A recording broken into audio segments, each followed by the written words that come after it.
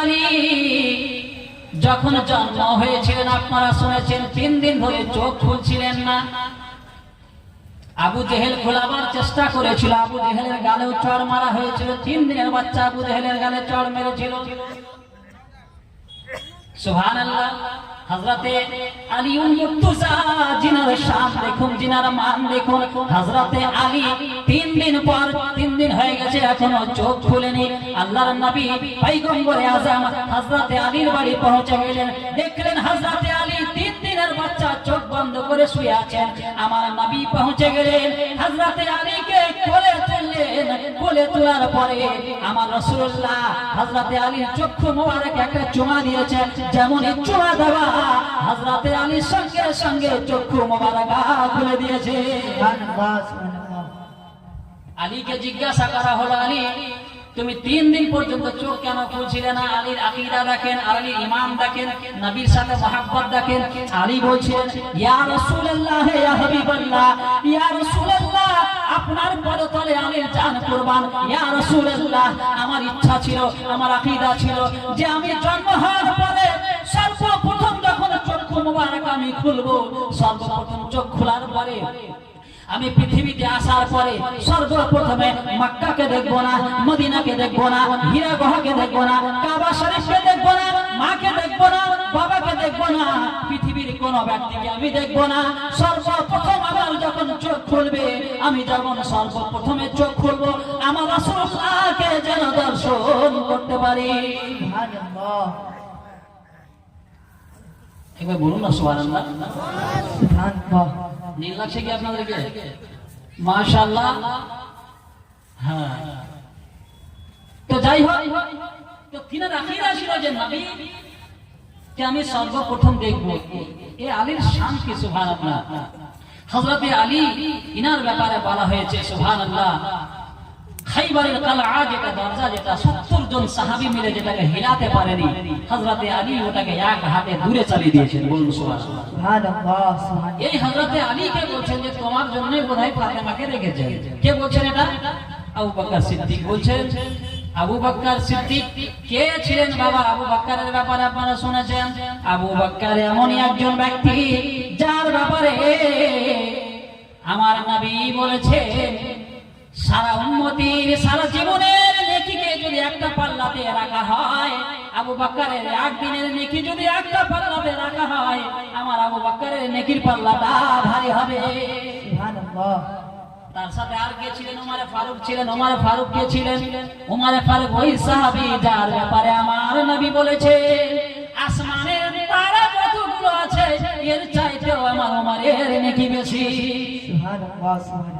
এই সাহাবীরা আলীর কাছে দাঁড়িয়ে বলছে, আলী দেরি করো না, তাড়াতাড়ি যাও, বিয়ের প্রস্তাবটা দাও।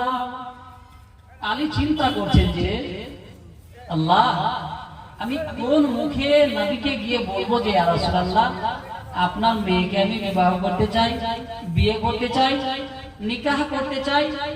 এটা কথাটা আমি কেমন করে নিজের মুখে বলবো? সুবহানাল্লাহ। এই চিন্তা ভাবনা করতে করতে হযরতে আলী একদিন পার করে দিলেন। কয়েকদিন পরে শেষ পর্যন্ত লজ্জা শরম সংকোচ দূর করে দিয়া হযরতে আলী এবার শেষ পর্যন্ত মনস্থ করলেন যে যেমন করে হোক আজকে বলবোই। হযরতে আলী এবার নবীর সাথে দেখা করতে গেলেন বাড়িতে। দেখলেন বাড়িতে নেই, কোথায়? মসজিদে নববীতে সাহাবীদেরকে নিয়ে কিছু এরকমই বক্তব্য আলোচনা চলছে। আল্লাহর নবী সেই জায়গাতে যেখানে আলী পৌঁছে গেলেন, হযরতে আলী মসজিদে যাওয়ার পরে আমার নবী সামনে বক্তব্য রেখেছেন। হযরতে আলী মসজিদের এক কোণাতে গিয়ে বসে গেছেন। আমি কোন লজ্জাতে বলবো যে ইয়া রাসূলুল্লাহ, আপনার মেয়েকে বিয়ে করতে চাই। হযরতে আলী এক কোণাতে বসে পড়েছেন। আমার নবী আলীকে দেখার পরে সঙ্গে সঙ্গে মিম্বার থেকে নেমে আলীর কাছে আসলেন। বলে, আলী বলো না রে, তুমি কি কিছু বলার জন্য এসেছো? আলীকে যেমন এই ধরনের কথা বলা, হযরতে আলী বলেন, ইয়া রাব্বাল আলামিন, আগো আল্লাহ, আমি কেমন করে নবীকে বলবো যে আমি আপনার মেয়েকে বিয়ে করতে চাই?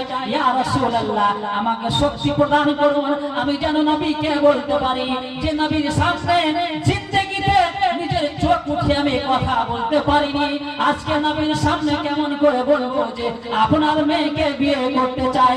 রাসূল আরবি পয়গম্বরে আযম জিজ্ঞাসা করছেন, আলী রে বলো না কি বলতে চাও। হযরত আলী সমস্ত লজ্জা শরম সমস্ত সংকোচকে দূর করে দেওয়ার পরে আলী শেষবারের মতো আল্লাহর উপরে ভরসা করে আমার নবীর দ্বারে বলেন, ইয়া রাসূলুল্লাহ, ইয়া হাবিবাল্লাহ, বেয়াদবি হলে ক্ষমা করবেন হুজুর, আমি আপনার দরবারে এসেছি, আপনার মেয়ে ফাতেমাকে আমি বিবাহ করতে চাই। সুবহানাল্লাহ, সুবহানাল্লাহ, বলেন না সুবহানাল্লাহ। আমার নবী সঙ্গে সঙ্গে কি পড়লেন জানেন? বলেন আলহামদুলিল্লাহ। নবী আলহামদুলিল্লাহ বললেন। আল্লাহ নবী বলেন, আলী রে এত সুন্দর প্রস্তাব দিয়েছো, এতে ভয় করার কি ছিল? তুমি তো ভালোই প্রস্তাব দিয়েছো। হযরতে আলী বলেন, ইয়া রাসূলুল্লাহ, বলতে বড় ভয় পাচ্ছিল। আল্লাহর নবী বলেন, আলী এই বিয়ে প্রস্তাব আমি অ্যাকসেপ্ট করলাম, গ্রহণ করলাম। আমার নবী বলেন, আলী শোনো রে, একটা কথা মাথায় রাখে। আলী যখন বলার জন্য এসেছিল যে নবীকে গায়েবের সংবাদ বানিয়ে দেওয়া হয়েছে, গায়েবের সংবাদদাতা বানিয়ে দেওয়া হয়েছে, আমার নবী কি জানছিলেন না যে আলী কিসের জন্য এসেছিলেন? কিন্তু বারবার কেন জিজ্ঞাসা করলেন? আলীকে আমার নবী বলেন, আলী শোনো রে, তুমি যখন মসজিদে আসো কি কারণে এসেছো, কি বলার জন্য এসেছো? তোমার আগে জিবরিল আমার কাছে এসেছিল, জিবরিল বলে দিয়েছেন, ইয়া রাসূলুল্লাহ, আপনার কাছে আলী এসেছেন আপনার মেয়ের সাথে নিজের বিয়ের প্রস্তাব নিয়ে। ইয়া রাসূলুল্লাহ, এই বিয়ের প্রস্তাবে আপনি রাজি হয়ে